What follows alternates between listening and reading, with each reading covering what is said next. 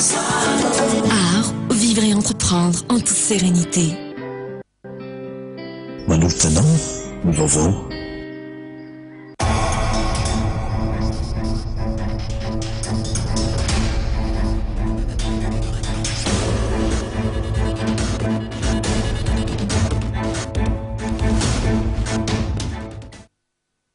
Ampiavana indray tokolasy tovoavy tena ny tokatrano amin'izao takariva izao ihany koa anasanao ampitiavana anaraka hatramin'ny farany fotoana ny fampahalalam-baovao antsika avy hatrany ary dia ny tontolo politika sy ny raharaham-pirenena nisantarantsika ny fotoana ny fampahalalam-baovao antsika amin'izao takariva izao tsy manaraka ny lalàna velona eto Madagasikara ny fomba entina manenjika ny sénateur Lilson René raha ny nambarany somavambahoaka ny mapara Christine Razanamaso ny andindiny makasika izay indrindra ary no hitantsika atao anatin'ity sary ity.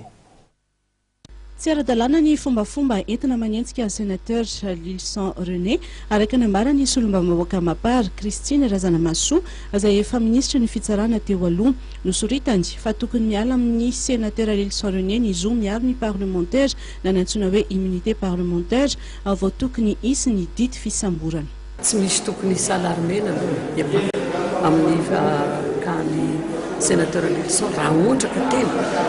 mandalana izany atao hoe manaraka n'izany atao hoe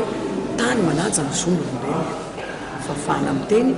fafana amin'ny volo tsy tokony hisy hampatahitra ny mpitondra ane zany tsy misy tokony hisy inquiétena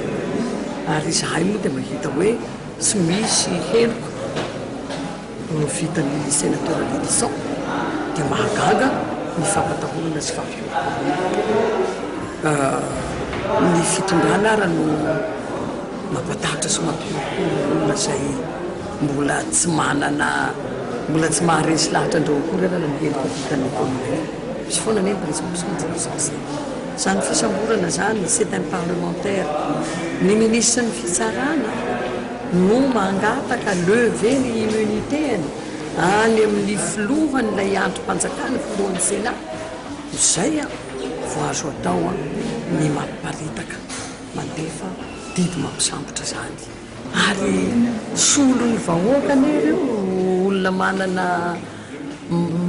n'izay lanja ametrahany vahoaka ny azy izay eo ary izao ino moa no flagrant délit Zosy adity any Brao maharitra ny anteneran-doolona ny miaro ny sénateur ampikamana amin'ity androm-panjakana ity ho ianty ny député Razanamaso Christine.